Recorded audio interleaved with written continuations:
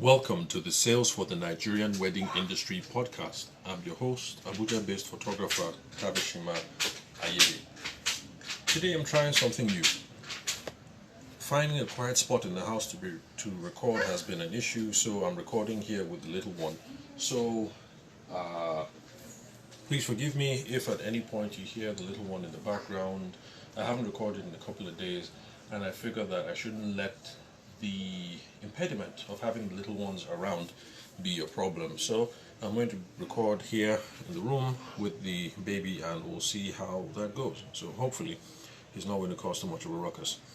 So for those of you who listened to the last episode, the training session I did with seed builders went well.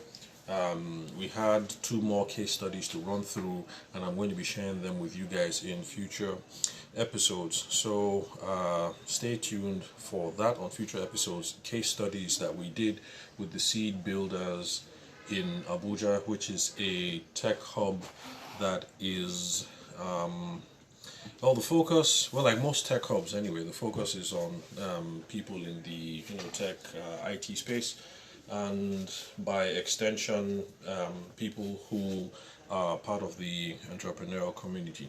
Okay, so that's that about last week. Today I'm going to tackle an interesting question. At least it's interesting for me, and that's: should wedding professionals object to MLM businesses? MLM, what does that stand for? It's an acronym for multi-level marketing businesses. Now, the background. Last week I was approached by a friend, a longtime friend, a wedding planner in the industry, and before him a couple of other people, also wedding industry professionals, Abuja based, and there were lots of concerns about how wedding planners can diversify their income or should diversify their income using multi-level marketing as an avenue. Now, the reason why that came about was because one of them had a pitch. He wanted me to actually invest, as he put it, in a multi-level marketing business. And I guess maybe it's just that season now where all these things are cropping up all over the place.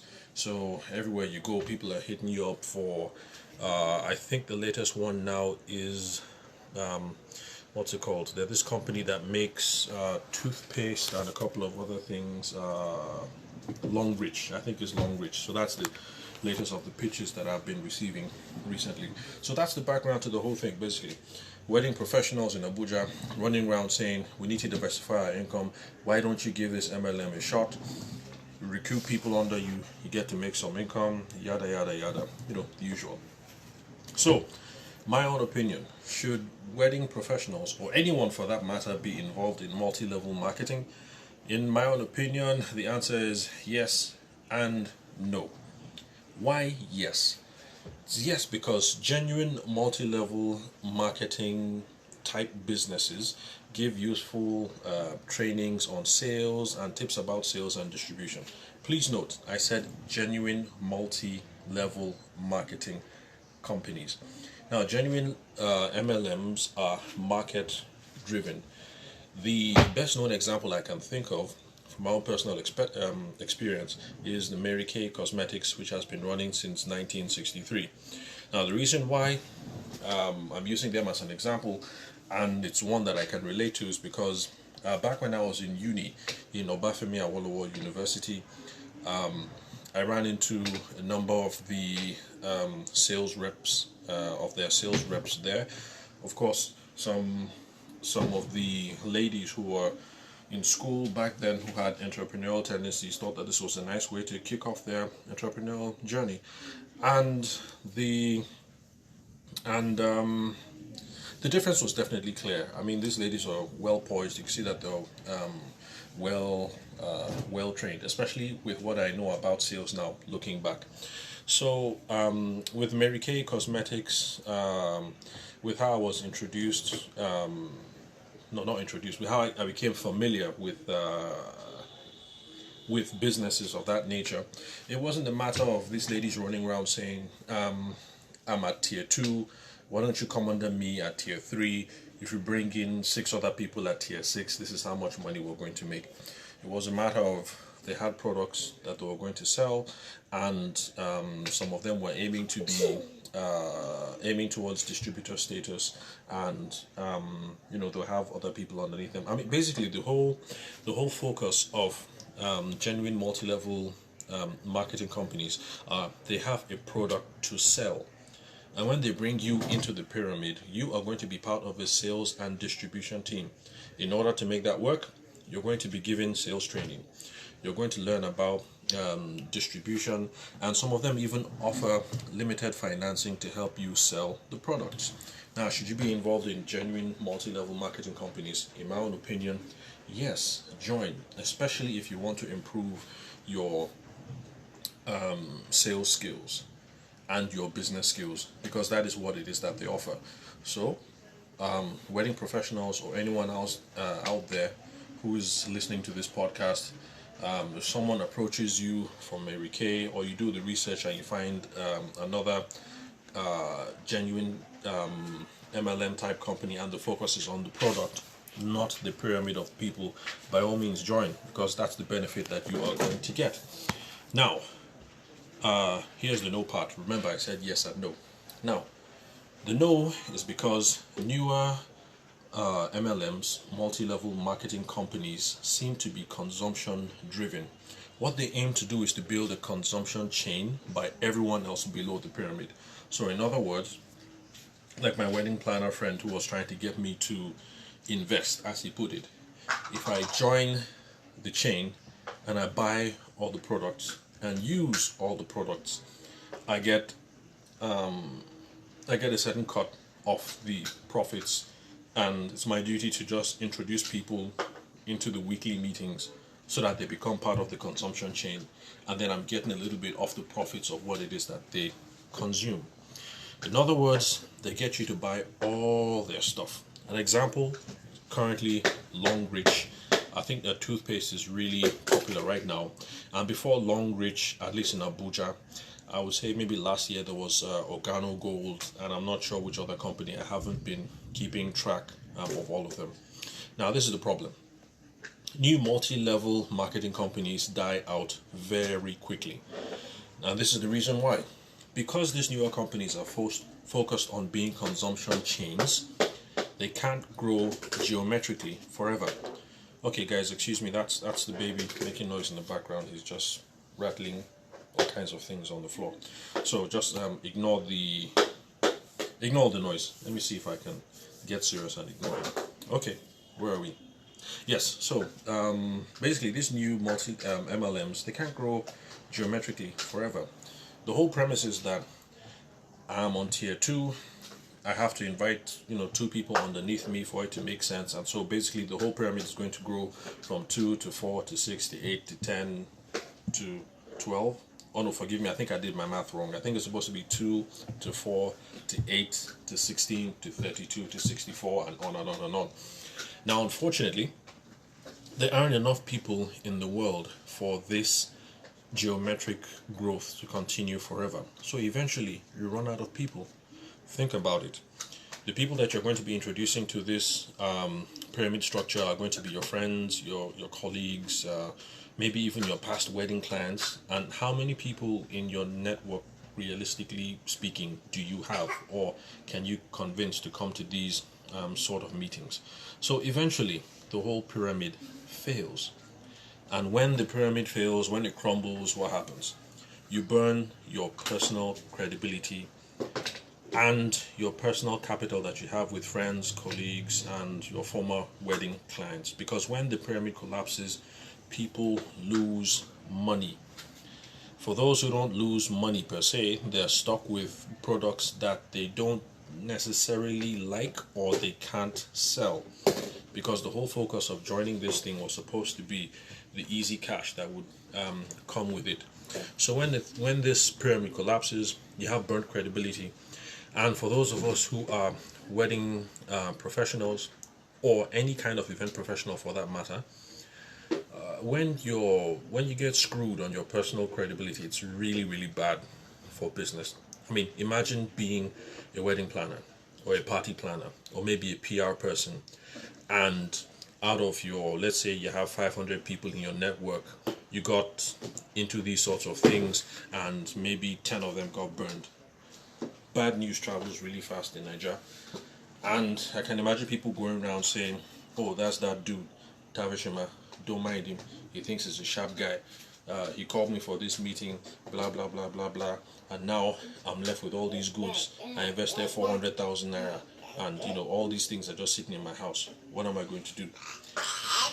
Basically, if you get involved in these sorts of things, you're only going to get short-term money if it works out for you. Because some people join the pyramid, and some people join the pyramid at the right time, and so they get they're able to skim some good money from it. So you're going to get short-term money, but very little long-term gains when you get personally burned. Especially for those of you who get involved in these things and you decide to bring your co-workers and family members into the mix, because that is a sting that is going to last for a very long time. If you brought, let's say, your brother-in-law into this thing and then he lost a huge sum of money, that's going to sting for a very long time. So again, my personal recommendation, if you come across any real multi-level marketing companies, sure, get involved. You're going to learn sales, you're going to learn distribution, you're going to learn networking, you're going to learn a whole lot of things, so that even when you get out of it, these are transferable skills that you're going to be able to take to another business. And for those of you who have been following along with the Mary Kay analogy and who pay attention to rising business profiles across the world, it's not out of place to hear on a business podcast, for instance, where you meet a female business leader who is a CMO or something of the sort, who happened to pass through one of these sorts of things, like the Mary Kay company. And then there's this other company in America, I can't remember the company, but what they sell is knives, kitchen knives. So yeah, by all means, get involved if it's a genuine MLM. You'll learn sales, you'll learn distribution, negotiation, solid business skills. How can you tell the real from the fake? How can you tell the real from the newer MLMs? Let me just say newer instead of fake, because I don't want to get too many people riled up who are involved in Organo Gold and Longreach, and I don't know if Tianchi is still around. So how can you tell the difference? Number one, secrecy. For some reason, the new guys have this cloak of secrecy about them. I've attended a couple of meetings just to be polite and also to confirm what my hypothesis is about these sorts of situations. So the Longreach person will tell you, oh, there's this solid business opportunity that I have. Please attend this meeting. What's it about? Don't worry. I'll give you the gist when you show up. Just come Friday, blah, blah, blah, blah, blah. And, you show up, and then the pitchman is there to try and wow you into this business opportunity. There's just a lot of secrecy that is involved in the whole thing. It's not the same with Mary Kay. Back when I was in uni, the Mary Kay ladies didn't have any problem talking to me about Mary Kay products and about the whole setup and things of that nature. It's the same thing with the knife company. It's the same thing with Robert Kiyosaki's people. That's the Rich Dad Poor Dad people. They're open about it. This is what we do. This is what you learn, and this is how you're going to be able to get involved. So there's a lot of secrecy around these newer MLMs. Now, another thing, the older multi-level marketing companies, the ones I think are the more genuine ones, seem to be built around some sort of value. So Mary Kay has this thing about women empowerment. You're selling makeup and we're trying to empower young women. We want young women to learn about selling, about business development, about personal development, those sorts of things. Oh guys, forgive me, it's raining out here, that's where the extra noise is coming from. Now, Robert Kiyosaki's people, that's the Rich Dad Poor Dad people, their own value seems to be financial literacy and financial independence, achieving that through real estate, and that's how you get tied into their own thing. And then the knife company, I wish I could remember what that company's name was. They seem to be built around that whole thing of youth empowerment. So they get both men and women involved at the early stage. I think they target people who are coming out of, I think it would be the equivalent of, the Nigerian equivalent of secondary school or something like that. So as you can see, there seems to be a value, apart from the fact that it's a real product that they're selling. Yeah, there seems to be some value behind it. And then finally, how you can tell the genuine ones, or the older, more credible ones, from these newer ones, and this is something that my wife pointed out, is when you attend the presentations, you'll find out that for the newer companies, let me just go ahead and say the fake companies. For the fake companies, the pyramid is always the product. They want you to come in at level 2, get somebody at level 3, level 4, level 5. The whole point of you being there and sitting through the meeting is the pyramid. You're supposed to be part of the whole structure. So it's the pyramid that is being sold. On the other hand, when you attend the older companies, remember the newer companies, Longreach, Organo Gold, Tianchi,